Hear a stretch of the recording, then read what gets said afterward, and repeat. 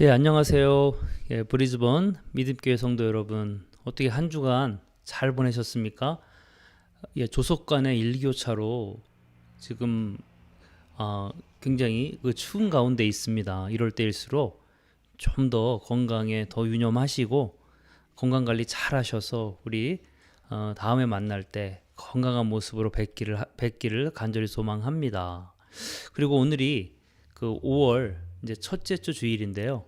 우리가 예년 같으면 우리가 다 같이 피크닉을 가서 야외 예배를 드릴 텐데 현재 이렇게 우리가 온라인으로 예배를 드리고 있습니다. 예, 우리가 그날을 다시 한번 소망하면서 하루빨리 또 코로나가 종식되어서 우리가 기쁜 마음으로 예배당에 모여서 예배도 하고 그리고 야외 예배도 갈 수 있는 날을 소망하면서 오늘 한 마음으로 이제 예배를 드리려고 합니다. 이 시간 있는 자리에서 전심을 다하여 예배 드리는 귀한 시간이 되기를 소망하겠습니다. 이 시간 다 같이 우리 찬양 하나님 앞에 올려드리겠습니다.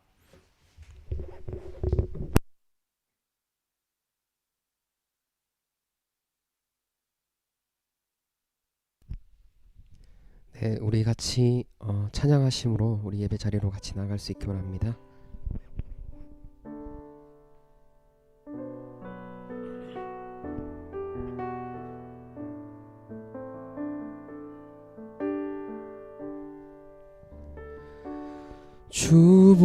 주보혈 날 정결케 하고 주보혈 날 자유케 하니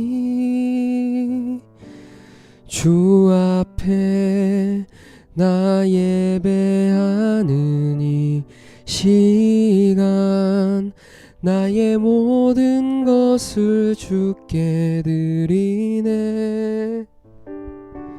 주의 손 날 위에 찢기셨고 주의 발 날 위에 박히셨으니 이제는 내가 사는 것이 아니요 오직 주를 위해 사는 것이라.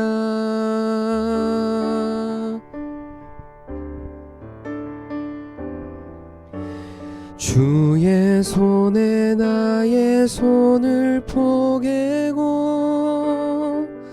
또 주의 발에 나의 발을 포개어 나 주와 함께 죽고 또 주와 함께 살리라. 영원토록 주 위에 살리라. 주의 손에 나의 손을 포개고 주의 발에 나의 발을 포개어 나 주와 함께 죽고 또 주와 함께 살리라. 영원토록 주 위에 살리라. 주 위에 살리라. 처음부터 우리 다시 찬양하겠습니다. 주보혈 주보혈 날 정결케 하고 주보혈 날 자유케 하니 주 앞에 나 예배하는 이 시간 나의 모든 것을 주께 드리네. 주의 손 날 위에 찢기셨고 주의 발 날 위에 박히셨으니 이제는 내가 사는 것이 아니요 오직 주를 위해 사는 것이라. 주의 손에 나의 손을 포개고 또 주의 발에 나의 발을 포개어 나 주와 함께 죽고 또 주와 함께 살리라. 영원토록 주 위에 살리라. 주의 손에 나의 손을 포개고 또 주의 발에 나의 발을 포개어 나 주와 함께 죽고 또 주와 함께 살리라. 영원토록 주 위에 살리라. 주 위에 살리라.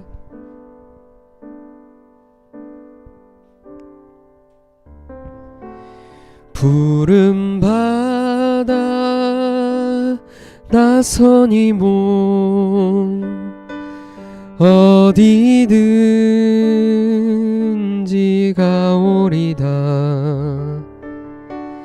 괴로우나 즐거우나 주만 따라가오리니 어느 누가 막으리까. 죽음인들 막으리까. 어느 누가 막으리까. 죽음인들 막으리까. 아골골짝 빈들에도 복음 들고 가오리다. 소돔 같은 거리에도 사랑하고 찾아가서 종의 몸에 지닌 것도 아낌없이 드리리다. 종의 몸에 지닌 것도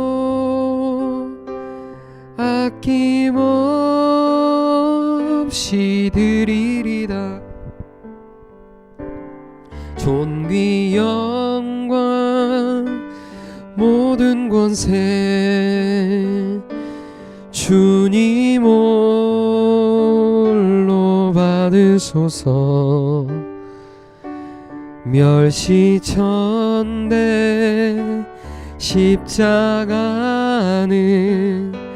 제가 지고 가오리다. 이름 없이 빛도 없이 감사하며 섬기리다. 이름 없이 빛도 없이 감사하며 섬기리다. 우리 같이 기도함으로 예배를 준비하며 나가기 원합니다. 예수 그리스도의 그 보혈로 인하여 우리를 이 자리 가운데 나오게 하시고 우리 예배할 그런 자격을 우리에게 주신 그 주님을 우리가 생각하시면서 이 시간 우리 예배 가운데 우리의 마음을 다시 한 번 더 하나님께 내어드리시면서 우리의 마음과 영을 주님 모두 다 붙잡아 달라고 우리 간절히 기도하면서 우리 예배를 준비하며 나가기 원합니다. 우리 같이 기도하시겠습니다. 사랑의 하나님 감사합니다. 아버지 도와주시옵소서.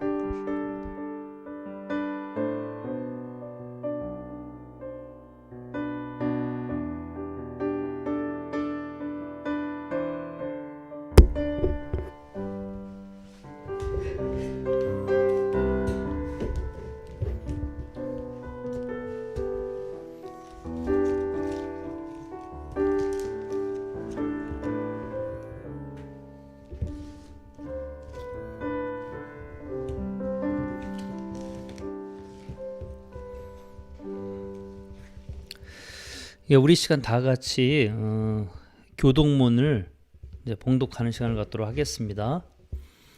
교동문 53문 시편 119편입니다.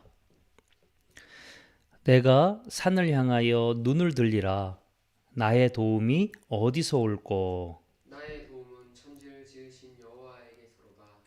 여호와께서 너를 실족하지 아니하게 하시며 너를 지키시는 이가 졸지 아니하시리로다. 이스라엘을 지키시는 이는 졸지도 아니하시고 주무시지도 아니하리로다. 여호와는 너를 지키시는 이시라. 여호와께서 내 오른쪽에서 내 그늘이 되시나니 여호와께서 너의 출입을 지금부터 영원까지 지키시리로다.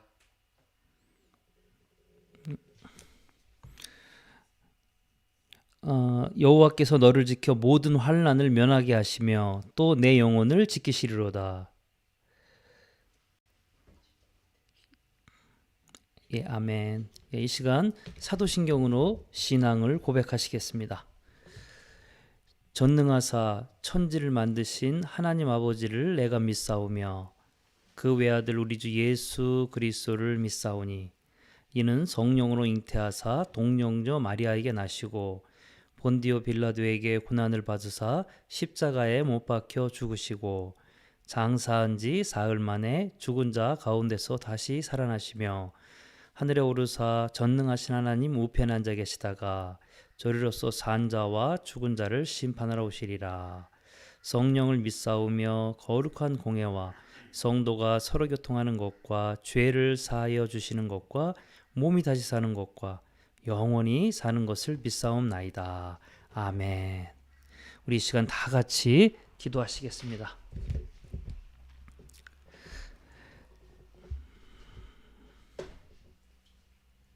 인간의 생사화복을 주관하신 하나님 아버지 감사합니다.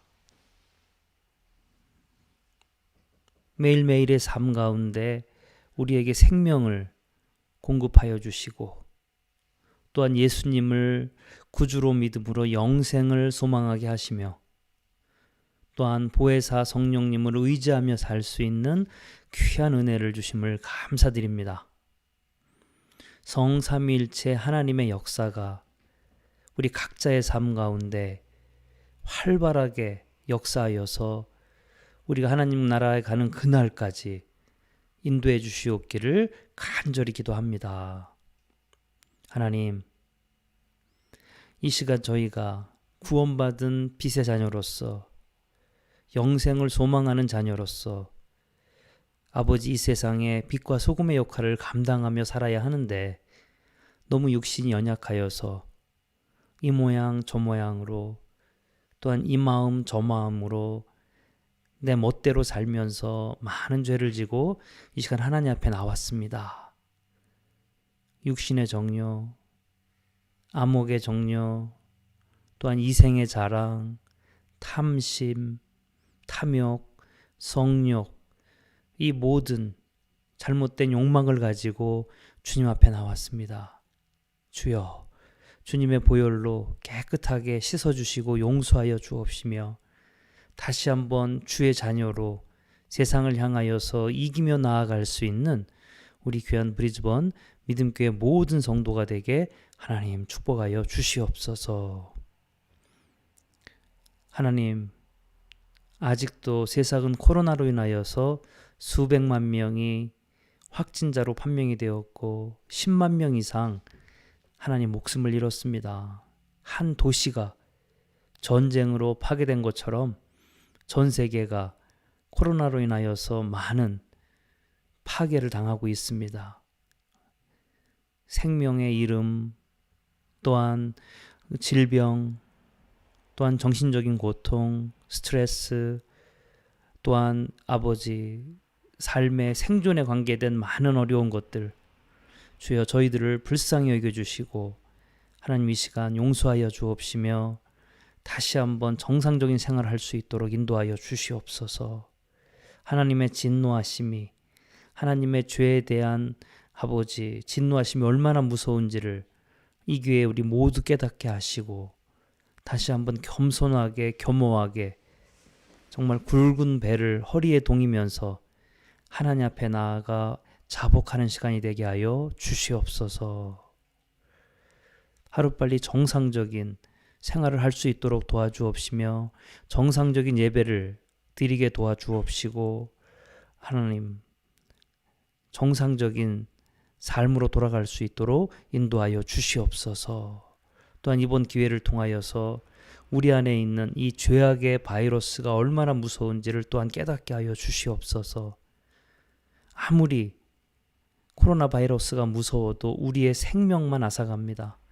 하지만 죄의 바이러스는 우리의 생명과 아울러서 우리의 영혼까지도 멸망시키는 가장 무서운 아버지 질병인 것을 알게 됩니다. 아버지 이 세기말적인 그 죄의 질병에서 다 벗어나게 하시고 진리 가운데 자유하며 기뻐하며 살 수 있는 우리 모두가 되게 축복하여 주시옵소서. 하나님 다시 한번 주의 은혜와 자비가 우리의 삶 가운데 충만히 내려지기를 간절히 바라오며 예수님 이름으로 기도드렸습니다. 아멘. 오늘 우리가 함께 살펴볼 하나님 말씀은 출애굽기 20장 4절부터 5절까지 말씀입니다. 출애굽기 20장 4절부터 5절까지 말씀입니다. 같이 한번 읽어보겠습니다. 너를 위하여 새긴 우상을 만들지 말고 또 위로 하늘에 있는 것이나 아래로 땅에 있는 것이나 땅 아래 물속에 있는 것에 어떠한 형상도 만들지 말며 그것들에게 절하지 말며 그것들을 섬기지 말라. 나 내 하나님 여호와는 질투하는 하나님인즉 나를 미워하는 자의 죄를 갚되 아버지로부터 아들에게로 3, 4대까지 이르게 하거니와. 아멘. 이 말씀을 가지고 구원과 우상 숭배의 관계, 이러한 제목으로 말씀을 전해드리도록 하겠습니다. 오늘이 벌써 구원에 관한 설교 10번째 하는 날입니다. 제가 나름대로 10번 정도를 이제 기획하고 있었는데요. 그날이 바로 오늘입니다. 그래서 이제 구원에 관계된 모든 내용을 정리하여서 곧 이제 책으로 출간할 예정입니다. 그리하여 저희 브리즈번 믿음교회 전체 성경 공부 교재로 이제 사용을 하게 될 것입니다. 여러분이 좀 더 기도해 주시면 감사하겠습니다. 그래서 이제 저의 교회 다니는 분들이나 앞으로 저희 교회에 오실 분들은 단 한 사람도 그 누구라도 구원의 교리에 대해서 흔들리지 않게 될 것이며 더 나아가 기쁜 구원의 확신을 가지고 인생을 저는 살아가게 될 줄로 확신하고 있습니다. 이것이 현재 저희 교회를 향한 저의 가장 큰 목표이기도 합니다. 그래서 하루빨리 책이 출간되어서 우리가 좀 더 구원에 대한 확신을 갖기 위해서 여러분 기도해 주시면 감사하겠습니다.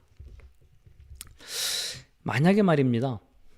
제가 제 인생을 통틀어서 오늘이 마지막 설교하는 날이라면 저는 오늘 본문을 가지고 설교를 할 것입니다. 그만큼 저에게는 굉장히 중요한 그러한 날입니다. 제가 아직까지 신앙생활하면서 깨달은 가장 큰 교훈이 하나 있습니다. 그것은 크리스찬들의 구원을 방해하는 가장 큰 요인이 바로 우상숭배라는 것입니다. 우상숭배를 하는 것 때문에 우리가 구원을 받지 못합니다. 사도 바울의 고백대로 우리가 구원을 받지 못한다면 지금 이렇게 하는 모든 것들이 다 무슨 소용이 있겠습니까? 그리고 제가 발견한 것은 더 큰 문제는 내가 우상 숭배를 하고 있는지 모르며 신앙생활을 하고 있다는데 더 심각한 문제가 있습니다. 그래서 저는 오늘 그냥 설교하는 것이 아니라 제 마음으로는 정말 피를 토하는 심정으로 설교를 한다라고 여러분 꼭 생각하시기 바랍니다.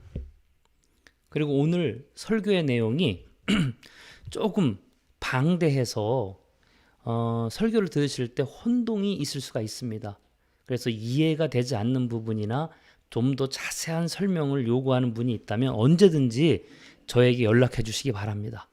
그럼 제가 좀 더 자세하게 이제 설교를 이제 말씀을 해드리도록 하겠습니다.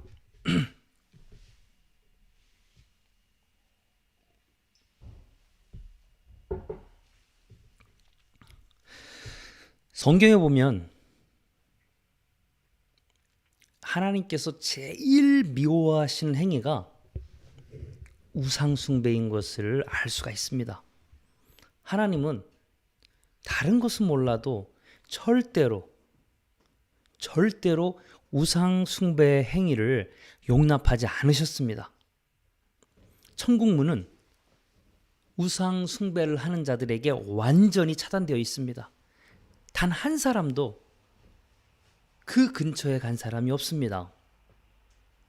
오늘 우리가 본문을 읽어봤지만 또 다른 성경 구절을 한번 읽어보도록 하겠습니다. 신명기 4장 23절부터 24절까지 오늘 본문 말씀과 대동소이합니다.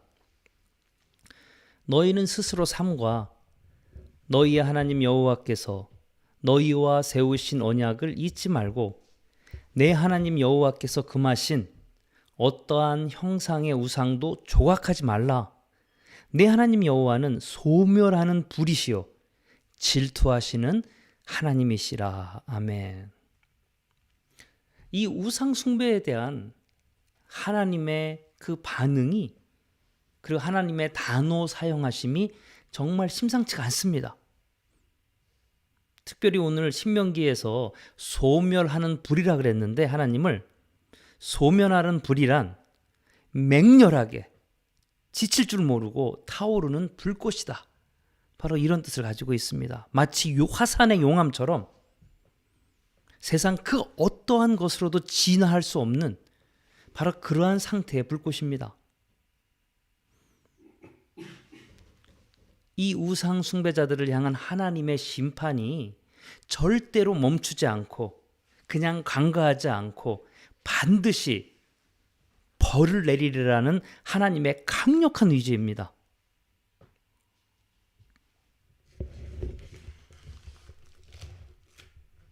이와 같이 우상 숭배는 도저히 돌이킬 수 없는 하나님의 진노를 불러일으킴과 동시에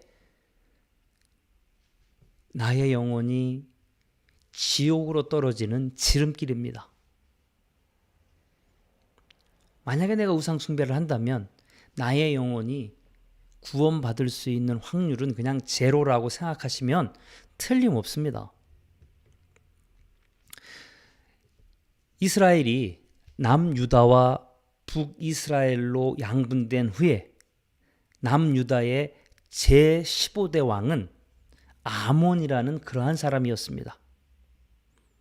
그의 아버지 므낫셋은 55년을 죄의한 반면에 그는 불과 2년밖에 죄를 하지 못하고 죽고 말았습니다. 성경에서는 그 이유를 다음과 같이 말씀해주고 있습니다. 역대하 33장 22절부터 24절까지입니다. 아몬이 왕위에 오를 때 나이가 22세라. 예루살렘에서 2년 동안 다스리며 그의 아버지 므낫세의 행함같이 여호와 보시기에 악을 행하여 아몬이 그의 아버지 므낫세가 만든 아로 새긴 모든 우상에게 제사하여 섬겼으니 이 아몬이 그의 아버지 므낫세가 스스로 겸손함같이 여호와 앞에서 스스로 겸손하지 아니하고 더욱 범죄하더니 그의 신하가 반역하여 왕을 궁중에서 죽이매. 바로 이것이 우상 숭배를 한 왕의 최후입니다. 죽어서가 아니라 살아 생전에서조차 아몬은 하나님의 진노의 칼을 피하지 못했습니다. 이와 같이 우상 숭배는 살아서나 죽어서나 하나님의 진노의 심판을 피할 수 없는 그러한 멸망 중에 멸망이라는 것을 여러분 꼭 기억하시기 바랍니다.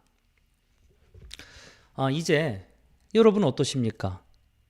정말 다행이라고요. 나는 교회에 다니고 있으니까 우상 숭배를 할 일이 없으니까 정말 다행이라고요? 글쎄요, 과연 그럴까요? 나는 정말 우상 숭배와 전혀 상관없는 그러한 사람일까요? 죄송합니다만 저는 그렇게 생각하지 않습니다.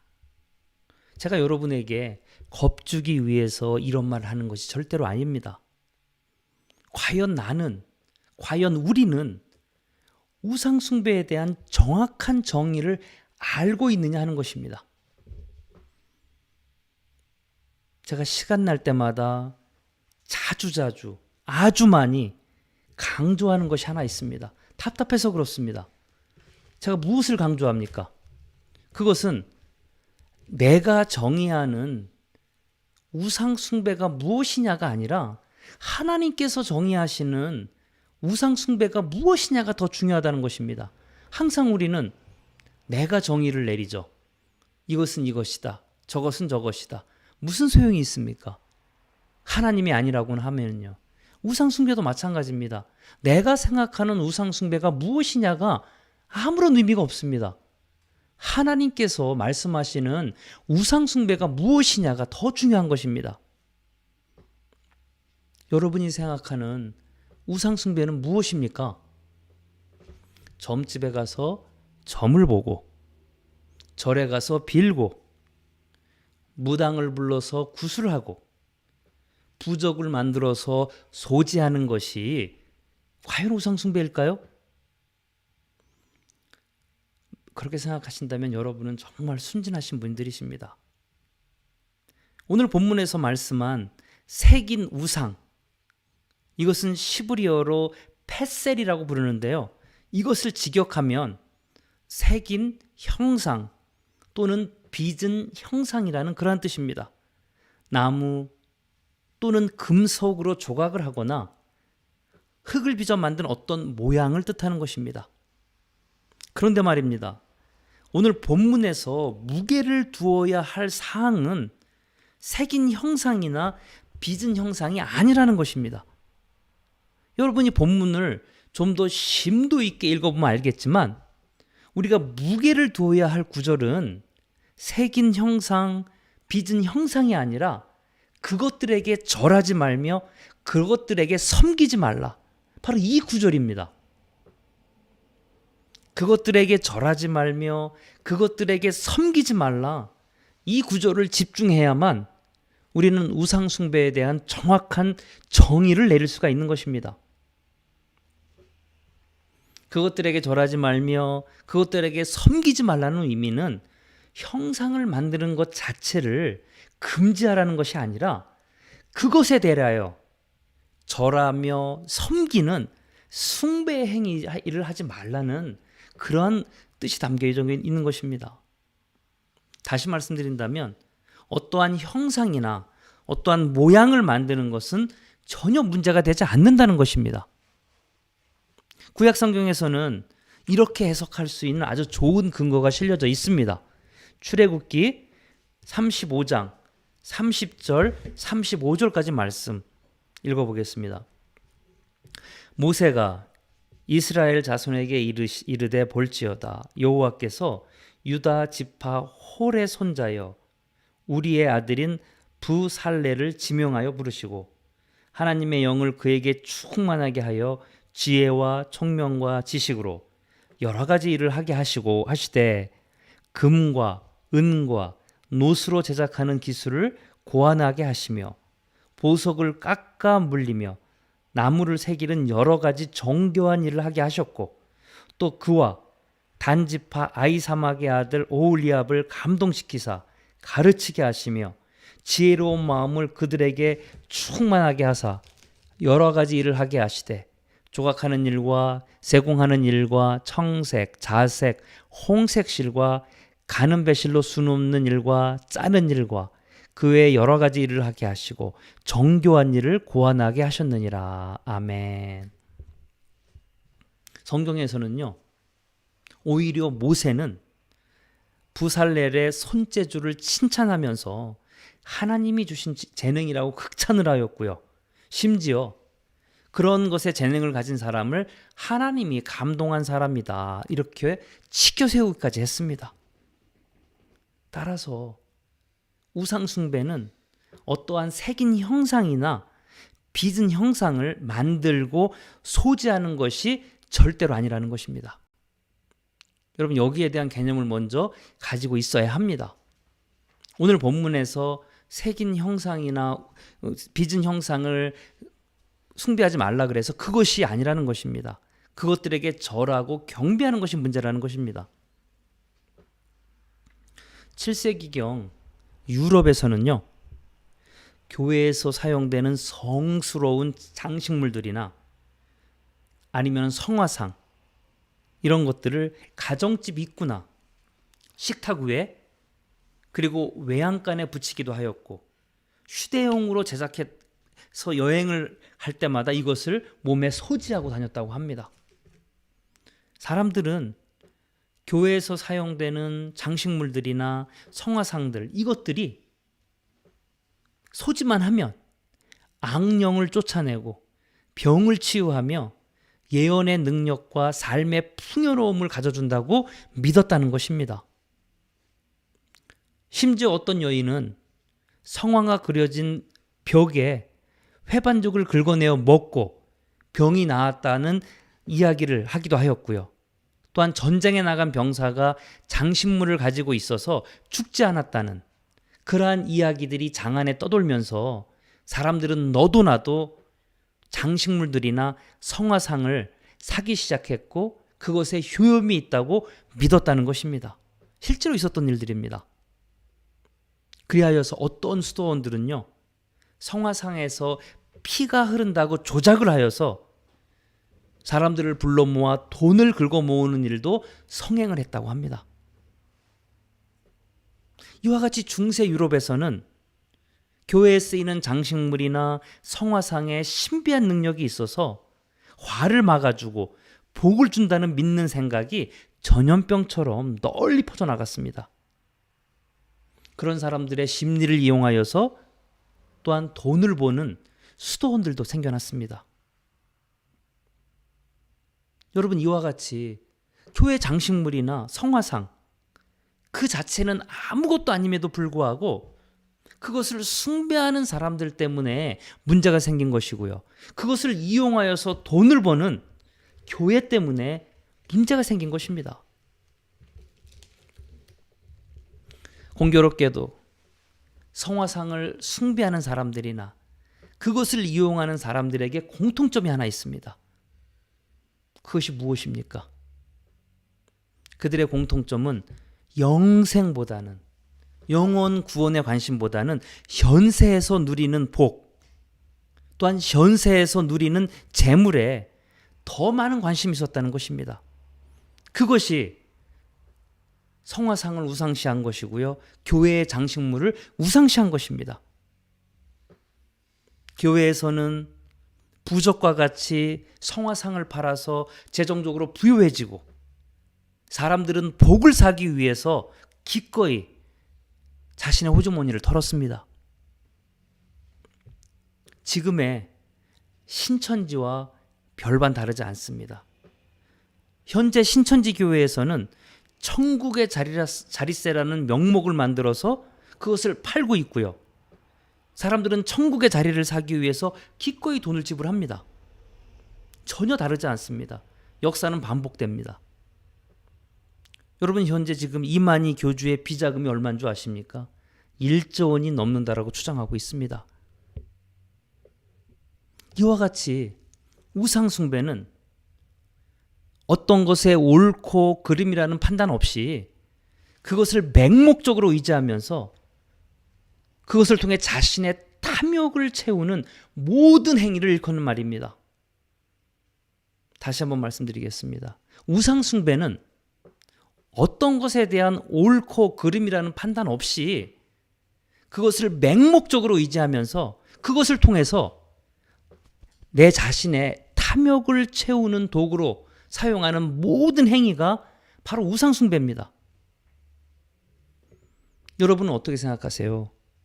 교회의 기구들이나 성화상을 사서 복받기를 바라는 그 마음이 정말 믿음이라고 생각하십니까? 구원받을 만한 믿음이라고 생각하십니까? 여러분은 어떻습니까? 어떻게 생각하세요? 신천지에 그 천국의 자릿세를 사는 것이 정말 믿음이라고 생각하십니까? 그것을 돈으로 산다고 해서 구원받을 수 있을까요? 결국 중세 교인들은 성경에서 말씀하고 있는 옳고 그름의 판단 없이 맹목적으로 그러한 것들을 의지하여서 현세의 복을 탐하였고요. 이 시대 신천지 교인들 역시 성경적인 옳고 그름의 판단 없이 자신들의 영적인 평안이라는 또 다른 탐욕을 채우고 있는 중입니다. 성경적입니까? 이것이 복음적입니까? 사도 바울은요, 자신이 숨을 거두는 그 마지막 순간까지 두렵고 떨림으로 내 영혼의 구원을 소망하며 겸손하게 이렇게 살았습니다. 돈을 주고 천국의 자릿세를 매매하지 않았습니다. 그런 사도 바울이 내린 우상 숭배의 정의는 다음과 같습니다. 골로새서 3장 5절입니다. 한번 여러분이 있는 위치에서 다 같이 한번 읽어보겠습니다. 그러므로 땅에 있는 지체를 죽이라. 곧 음란과 부정과 사욕과 악한 정욕과 탐심이니 탐심은 우상숭배니라. 중세 유럽 교회과 신천지와 그 모든 것들이 결국은 탐심으로 귀결이 됩니다. 그 탐심이 바로 우상숭배라는 것입니다. 그러므로 여러분이 기억해야 될 것은 이 시대의 첫 번째 우상은 탐심입니다. 탐심을 통하여 모든 우상의 행위가 싹이 나고 뿌리를 내리며 영혼 멸망의 열매를 맺게 되는 것입니다. 사랑하는 브리즈번 믿음교회 성도 여러분, 우리가 평생을 살면서 죽을 때까지 잊지 않아야 할 우상의 첫 번째 얼굴은 탐심이라는 것입니다. 우상 숭배의 모든 행위는 나의 탐심을 향하여서 다양한 삶의 방법으로 나타나게 되어 있습니다. 코로나 바이러스가 100가지가 넘는 변종으로 계속해서 살아남듯이 탐심으로 인하여서 수천 가지의 우상 숭배의 변종으로 우리 옆에 살아남고 있습니다.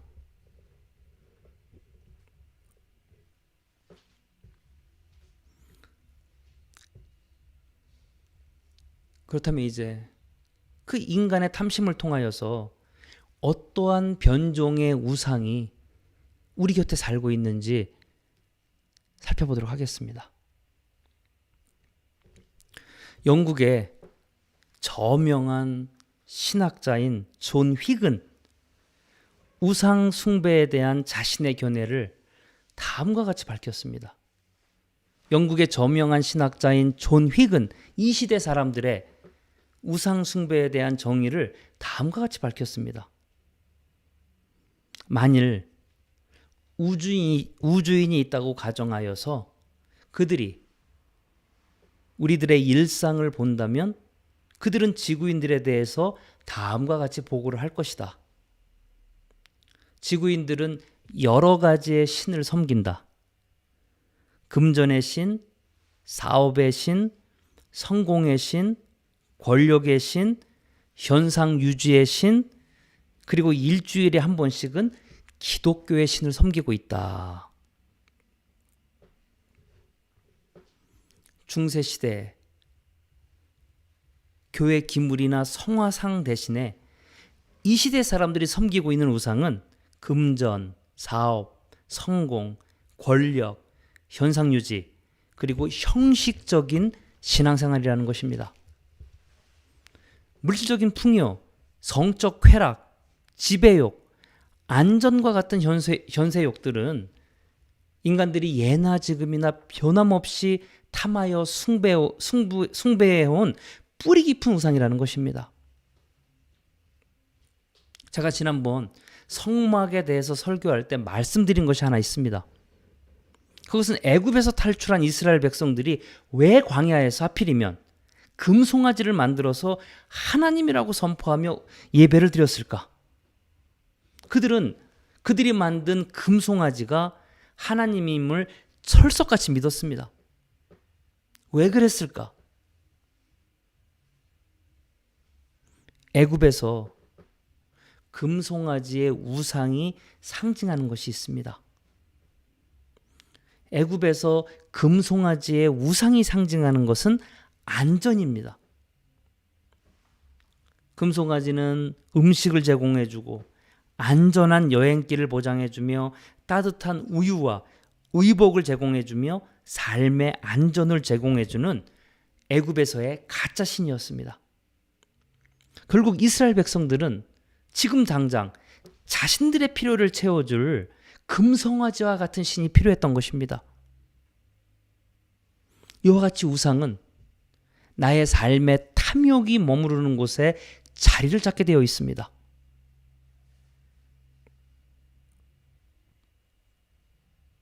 저는 얼마 전에 톨스토이가 쓴 부활에서 감명 깊게 읽은 장면이 하나 있습니다. 한 문장을 읽어드리겠습니다. 신이 마련해준 아름다운 세계, 즉 평화와 화평과 사랑으로 우리의 마음을 끌어들이는 아름다움이 아닌 상대방을 지배하기 위해 그들이 생각해낸 일들만이 가장 신성하고 의미 깊다고 생각하며 살고 있다.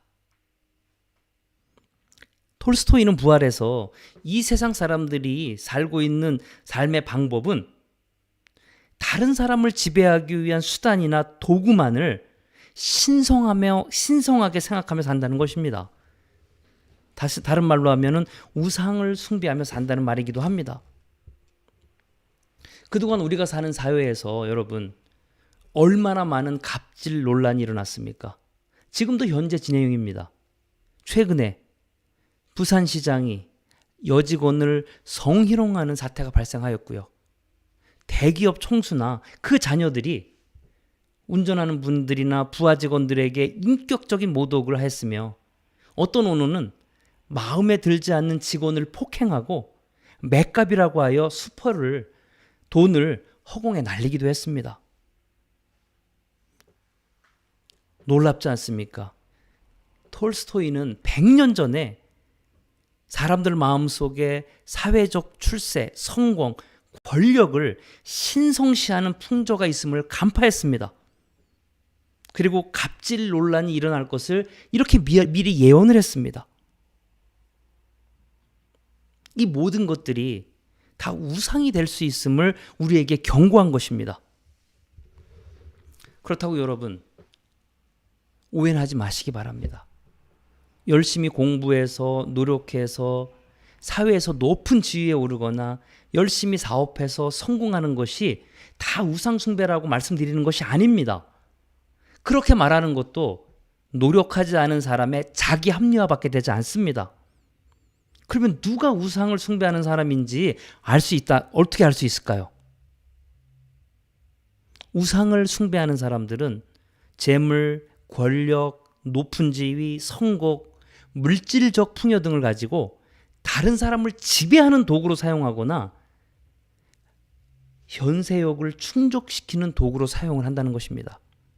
그러나 하나님을 섬기는 사람은, 하나님의 사람들은 비록 성공하여서 많은 재물과 높은 권력과 지위, 성공, 물질적인 풍요를 누린다고 할지라도 다른 사람을 지배하는 도구로 그것을 사용하는 것이 아니라 다른 사람을 돕는 도구로 그것을 사용하고요.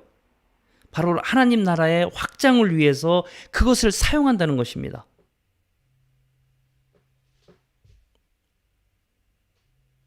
하나님을 경배하는 사람으로서 성공하여서 재물, 권력, 높은 지위 그런 것들을 이루는 것은 너무나 유익한 일입니다. 왜냐하면 나를 통하여서 더 많은 사람들이 하나님의 사랑을 발견할 수 있으며 나를 통하여서 바로 하나님 나라가 확장되는 것이기 때문에 그렇습니다. 그러나 그것이 우상이 되면 그 누구라도, 심지어 나도 그 자리에 있으면 재벌들의 비인격적인 행동, 권력자들의 비인간적인 추태를 부리며 나도 인생을 살게 될 것입니다. 그들은 자신이 우상을 숭배하면서 살고 있는 그 자체도 모르고 살고 있습니다. 우리가 불쌍하게 생각해야 될 사람들입니다.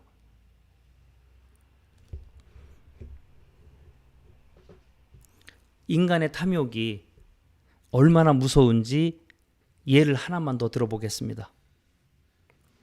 다시 한번 말씀드리지만 저는 지금 여러분에게 인간의 탐욕으로 발생하는 수만 수천 가지의 사례 중 아주 작은 부분만, 그렇지만 큰 덩어리만 이렇게 언급을 하고 있는 것입니다. 여러분 지금 참고하며 들으시면서 그것은 여러분 스스로 여러분 삶에 적용을 해야 하는 것입니다. 현재 인류는 코로나 바이러스로 인해서 10만 명 이상 목숨을 잃었고요. 300만 명 이상이 확진 판결을 받았습니다. 여러분, 이것이 과연 자연 발생적으로 일어난 우연의 사고일까요? 놀랍게도 이 코로나 바이러스의 창궐을 1995년, 지금부터 25년 전에 미리 예언한 사람이 있습니다.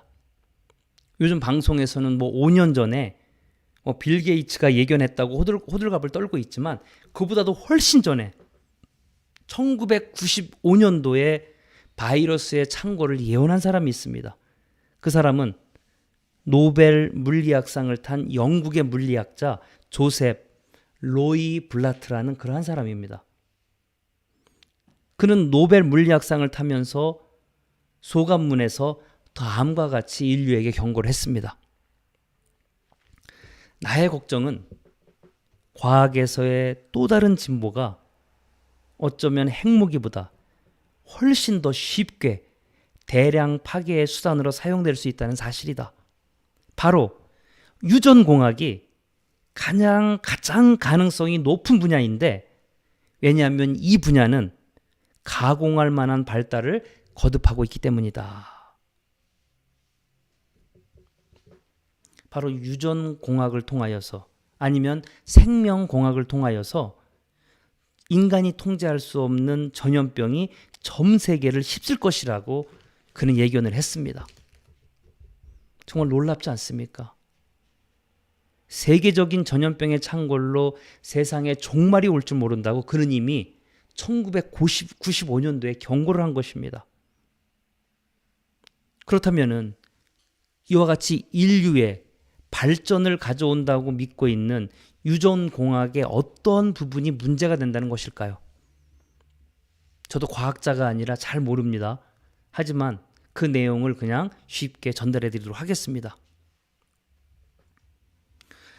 그것은 유전공학 실험실에서 일상적으로 실행되고 있는 수평적 유전자 전이 때문에 문제가 발생한다는 것입니다. 수평적 유전자 전이란 유전자 운반체 역할을 하는 바이러스나 전염물질을 통해서 인간과 돼지처럼 이종 교배가 되지 않는 종들 간의 유전자 변이를 일으키는 것을 말한다는 것입니다. 그런데 문제는요, 이러한 실험들은 무조건 새로운 유행성 질병을 유발하는 바이러스가 만들어질 수밖에 없는 구조라는 것입니다. 무조건 이 실험들을 하면 새로운 유행성 질병을 발생시키는 바이러스가 만들어질 수밖에 없는 구조라는 것입니다. 이 실험을 멈추어야 앞으로 코로나 바이러스 같은 인류의 재앙이 일어나지 않는데, 인간의 탐욕은 절대로 이 실험을 멈추지 않을 것이라는 것입니다.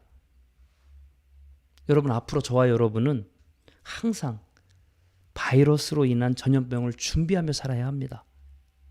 그리고 인류 최대의 적은 핵전쟁이 아니라 유전공학이나 생명공학을 통한 바이러스의 전염이 될 것이라는 것을 벌써 많은 사람들이 알고 있습니다. 이 모든 것은 다 인간의 탐욕이 만들어낸 작품들입니다. 사랑하는 브리즈번 믿음교회 성도 여러분, 그동안 우리가 생각했던 편협한 우상 숭배의 세계관을 버리시기 바랍니다. 무당을 찾아가는 것이나 절에 가는 것이나 부적을 몸에 지니고 나는 것이 우상 숭배가 아닙니다. 우상 숭배는 내 안에 꺼질 줄 모르고 용암처럼 타오르는 탐욕과 탐심입니다. 그리고 그것을 이용하여 다른 사람을 통제하고 지배하려는 욕망, 그것이 바로 우상 숭배입니다. 탐심에 대한 예수님의 말씀을 다시 한번 들어보도록 하겠습니다. 누가복음 12장 15절부터 21절까지 말씀입니다. 저희에게 이르시되 삼과 모든 탐심을 물리치라. 사람의 생명이 그 소유에 넉넉한 데 있지 아니하리라 하시고 또 비유로 저희에게 일러 가라사대 한 부자가 그 밭에 소출이 풍성하매 심중에 생각하여 가로되 내가 곡식 쌓아둘 곳이 없으니 어찌할꼬 하고 또 가로되 내가 이렇게 하리라 내 곡간을 헐고 더 크게 짓고 내 모든 곡간과 물건을 거기 쌓아두리라. 또 내가 내 영혼에게 이르되 영혼아 여러 해 쓸 물건을 많이 쌓아두었으니 평안히 쓰고 먹고 마시고 즐거워하지 하리라 하니 하나님은 이르시되 어리석은 자여 오늘 밤에 내 영혼을 도로 찾으리니 그러면 내 예비한 것이 네 것이 되겠느냐 하셨으니 자기를 위하여 재물을 쌓아두고 하나님께 대하여 부요하지 못한 자가 이와 같으니라. 아멘. 사랑하는 브리즈번 믿음교회 성도 여러분, 이 부자가 뭐 다른 사람한테 피해 준 거 있습니까? 뭐 누구처럼 갑질 논란을 했다는 증거도 없고요. 다른 사람의 재물을 빼앗았다는 그런 말도 없습니다. 그냥 이 사람은 자신의 행복을 위해서 열심히 산 것밖에 없습니다. 그런데 무엇이 문제란 말입니까? 근데 왜 예수님은 이 사람 보고 탐심을 가진 사람이라고 얘기했을까요? 자신의 영혼을 돌보지 않았습니다. 자신의 영혼을 돌보지 않고 오직 자신의 현세욕을 만족시키는 게라면 몰두하며 살았다는 것입니다. 이와 같이 영혼을 돌보지 않고 하나님 나라에 대해서 부요하지 못한 자가 바로 탐심이 있는 자다. 이렇게 예수님이 말씀해 주신 것입니다. 혹시 여러분 가운데 내 안에 탐심이 있는지 궁금한 분 있습니까? 그렇다면은 내가 지금 교회에 다니고 있으면서 내 안에 탐심이 있다는 증거는 나의 영혼을 돌보지 않고 사는 것입니다. 하나님 나라를 돌보지 않고 사는 것입니다. 하나님의 영광에 대해서 생각하지 않고 사는 것입니다. 대신에 나의 영혼을 돌보지 않는 대신에 금전의 신, 사업의 신, 성공의 신, 권력의 신, 현상의 신, 현상유지의 신, 성욕의 신을 더 돌보며 사는 것이 바로 내 안에 탐심이 있다는 증거입니다. 사랑하는 브리즈번 믿음교회 성도 여러분, 나의 영혼을 먼저 돌보시기 바랍니다. 나의 영혼을 먼저 돌보는 일들을 해야 나는 탐심에서 벗어나서 영혼 구원을 받을 수가 있습니다. 이것을 꼭 믿으시기 바랍니다. 이 시대의 탐심이 첫 번째 우상이라면 그에 못지않게 심각한 두 번째 우상이 있습니다. 무엇일까요? 무엇일까요? 탐심이 첫 번째 우상이라면 두 번째 우리에게 있는 우상은 무엇일까요? 미국의 웨스트민스터 신학대학 교수인 마이클 호트는 현대의 신앙인들에 대하여서 다음과 같이 말을 했습니다. 현대의 크리스찬이 말하는 믿음은 체험만을 믿는 믿음, 자아를 믿는 믿음, 행복을 믿는 믿음이다. 그것이 또 다른 우상이다. 현대 크리스찬들이 말하는 믿음은 체험만을 믿는 믿음, 자아를 믿는 믿음, 행복을 믿는 믿음이다. 그것이 또 다른 우상이다. 교회 밖에 아니라 교회 안에서도,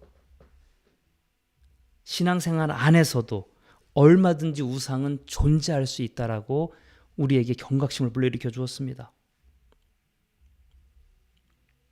어떤 측면으로 본다면요, 탐심의 우상 숭배보다 이 우상 숭배가 더 무서울 수 있습니다. 왜냐하면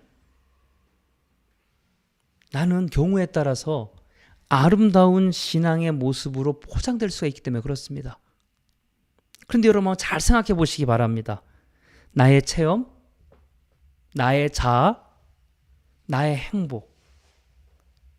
나의 체험, 나의 자아, 나의 행복.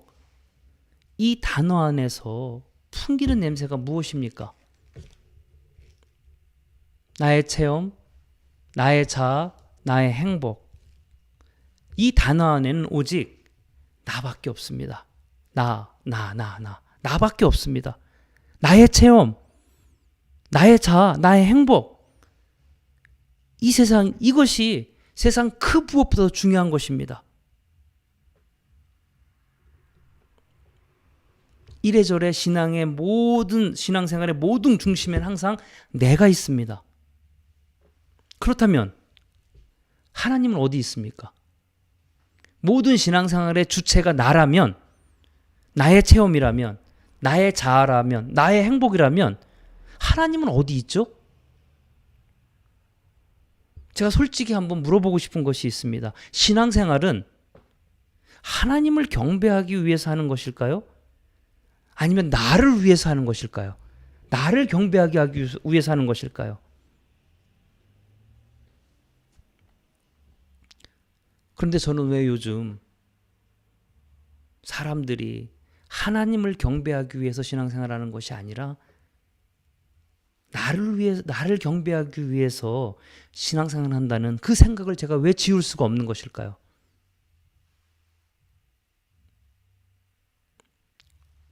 짧다면 짧고 길다면 긴 저의 목회 생활 가운데 당신이 생각하기에 현대 크리스찬들에게 있어서 가장 큰 문제가 무엇입니까? 라고 물어본다면 신앙생활의 중심이 하나님이 아니라 나라는 데 있습니다. 전 그렇게 대답할 것 같습니다. 그래서 마이클 호튼 교수님도 그렇게 말씀을 하신 것입니다. 그렇다면은 이 체험에 대한 예수님의 생각은 어떠신지 한번 들어볼까요? 마태복음 16장 1절부터 4절입니다. 바리새인과 사두개인들이 와서 예수를 시험하여 하늘로부터 오는 표적 보이기를 청하니 예수께서 대답하여 이르시되 너희가 저녁에 하늘이 붉으면 날이 좋겠다 하고 아침에 하늘이 붉고 흐리면 오늘은 날이 굳겠다 하나니 너희가 날씨는 분별할 줄 알면서 시대의 표적은 분별할 수 없느냐. 악하고 음란한 세대가 표적을 구하나 요나의 표적밖에는 보여줄 표적이 없느니라 하시고 그들을 떠나가시니라. 나의 체험을 중요시했던 사람들에게 예수님은 사람들을 상대하지 않았습니다. 나의 자아에 대한 예수님의 말씀을 한번 들어보도록 하겠습니다. 누가복음 14장 27절입니다. 누구든지 자기 십자가를 지고 나를 쫓지 않는 자도 능히 나의 제자가 되지 못하리라. 자기 십자가, 자아를 십자가에 못 박는 사람만이 예수님이 상대하겠다라는 그러한 내용입니다. 나의 자아가 왜 중요해야 합니까? 행복에 대한 예수님의 말씀을 한번 들어보겠습니다. 누가복음 10장 20절입니다. 그러나 귀신들이 너희에게 항복하는 것으로 기뻐하지 말고 너희의 이름이 하늘에 기록된 것으로 기뻐하라 하시니라. 어떻습니까, 여러분? 체험만을 강조했던 바리새인들과 사두개인들이 구원을 받았습니까? 내 자아로 살았던 가룟 유다와 데마가 구원을 받았습니까? 창고를 더 지으려고 했던 행복한 부자는 구원을 받았습니까? 만약에 여러분이 저에게 교회 안에서의 진정한 우상은 무엇이냐고 물어보신다면 저는 주저없이 그것은 바로 내 자아입니다. 이렇게 대답할 것입니다. 자아가 탐심만큼 무서운 이 시대의 우상입니다. 다른 말로 하면 광란의 에고이즘입니다. 말씀을 마치도록 하겠습니다. 이런 말이 있습니다. 우리의 이해와 해석이 바뀌면 우리의 현실 세계도 바뀔 수 있다. 다시 한번 얘기하겠습니다. 우리의 이해와 해석이 바뀌면 우리의 현실 세계도 바뀔 수 있다. 마찬가지로 우상 숭배에 대한 이해와 해석이 바뀌어야 신앙생활이 바뀔 수가 있습니다. 그것은 교회나 혹은 목사가 바꿔주는 것이 아닙니다. 우상 숭배에 대한 나의 이해와 해석이 바뀌어야 나의 신앙생활이 바뀌는 것입니다. 저는 정말 이 부분을 여러분이 완전하게 이해했으면 정말 좋겠습니다. 광야에서 이스라엘 백성들이 무지해서 금송아지를 우상 숭배했을 때 하나님은 그럴 수 있는 일이야. 너희가 미련하고 약해서 그래 하면서 용서해 주셨습니까? 내가 인생을 사는 동안에 잘 몰라서 탐심과 자아의 우상 숭배를 했다고 해서 그래 너가 연약해서 그래 내가 이해해 줄게. 하나님이 그럴 것 같지는 절대로 않습니다. 저는 신앙생활하면서 가장 무서운 것은 신천지의 공격도 아니고 코로나 바이러스의 창궐도 아니라고 생각합니다. 제가 몸소리 칠 정도로 가장 무섭게 생각하는 것은 용암처럼 꺼질 줄 모르고 타오르는 나의 탐심, 미쳐 날뛰시듯이 사랑하는 나의 자아, 바로 광란의 에고이즘입니다. 탐심과 광란의 에고이즘은 천국에 없는 단어입니다. 천국에는 그런 단어가 없습니다. 마찬가지로 탐심의 옷을 입은 신앙인들, 광란의 에고이즘의 옷을 입은 신앙인들도 천국에는 없습니다. 이 모든 것을 벗어버리고 우리 천국에서 만나기를 간절히 소망합니다. 기도하겠습니다.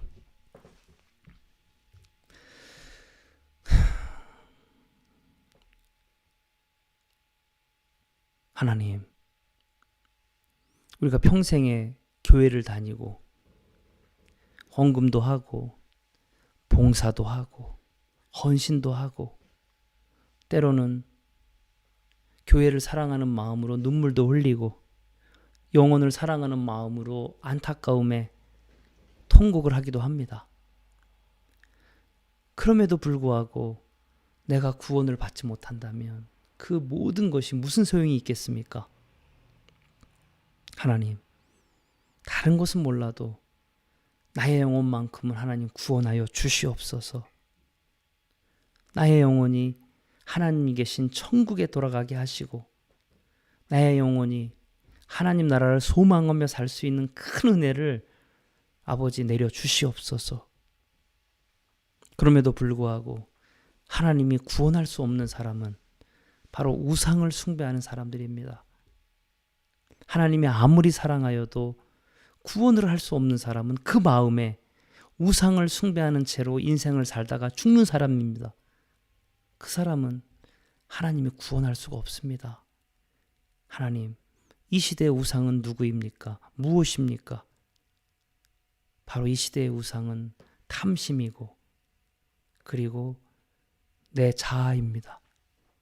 그 탐심과 내 자아가 수만 가지 수천 가지의 우상을 만들어서 섬기게 하고 주님 말씀에 순종하지 못하게 하고 주님의 교회에 순종하지 못하게 합니다. 하나님, 내 안에 있는 이 잘못된 탐심과 자아사랑을 하나님 물리치게 하시고 하나님을 사랑함이 삶의 우선이 되게 하시며 주님을 선포함이 내 삶의 우선이 되게 하시고 성령님을 의지하며 사는 것이 내 삶의 우선이 됨으로 말미암아 구원의 기쁨을 누리는 우리 브리즈번 믿음교회 모든 성도님들이 되게 축복하여 주시옵소서. 감사드리며 예수님 이름으로 기도드렸습니다. 아멘. 혹시 오늘 설교가 좀 어려웠거나 이해가 되시지 않는 분들은 꼭 저에게 다시 한번 연락해 주시기 바랍니다. 정말 저는 제 인생에서 정말 중요한 설교라고 생각을 합니다. 하지만 내용이 너무 넓다 보니까 그것을 더 자세하게 말씀을 드릴 시간적 여유가 없어서 이렇게 마치게 됩니다. 앞으로도 계속 이제 이러한 말씀을 드릴 그러한 예정입니다. 저에게 모르시는 분들은 꼭 연락해 주셔서 제가 설명할 수 있는 기회를 주시면 감사하겠습니다. 그리고 여러분이 정성껏 준비한 헌금은 화면에 나가는 뱅크 어카운트로 보내주시면 감사하겠습니다. 주님 나라를 위해서 귀하게 전 쓰임받게 될 것을 확신합니다. 그리고 많이 코로나가 안정이 되었습니다. 그럼에도 불구하고 완전 종식이 돼야 우리가 일상생활로 돌아갈 수 있습니다. 그때까지 기도하시고 또한 함께 예배드리는 그날을 소망하면서 기도하시고 또 병환 중에 있는 분이 있다면 기도해 주셔서 우리 다 같이 기쁜 마음으로 예배하는 그날을 위해서 우리 노력하도록 하겠습니다. 시간 축도하심으로 예배를 마치려고 합니다. 지금은 죄와 죽음에서 우리를 구원하시는 예수 그리스도의 은혜와 세상을 창조하시고 지금도 통치하시는 무한하신 하나님의 사랑과 성령의 감화와 감동하심과 교통하심이 이제로부터 영원히 함께 하시기를 간절히 축원합니다. 아멘.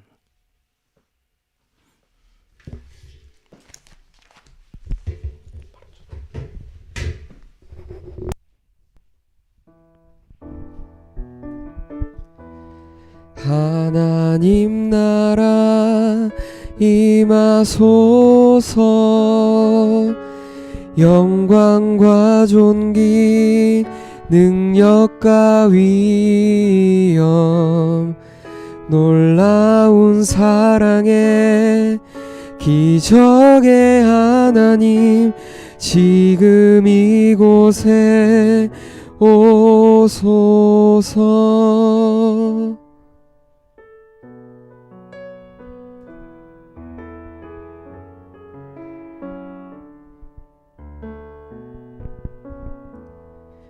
주의 나라가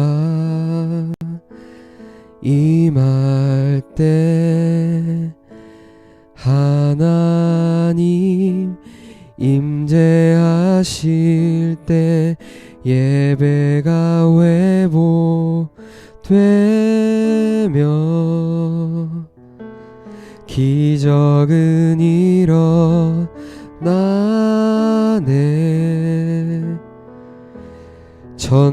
전능하신 주 영원하신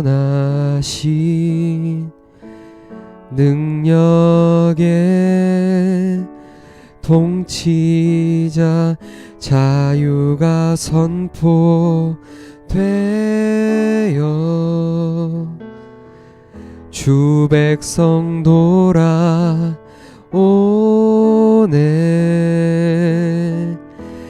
하나님 나라 임하소서. 영광과 존귀 능력과 위엄 놀라운 사랑의 기적의 하나님 지금 이곳에 오소. 하나님 나라 하나님 나라 임하소서. 영광과 존귀 능력과 위엄 놀라운 사랑의 기적의 하나님 지금 이곳에 오소서.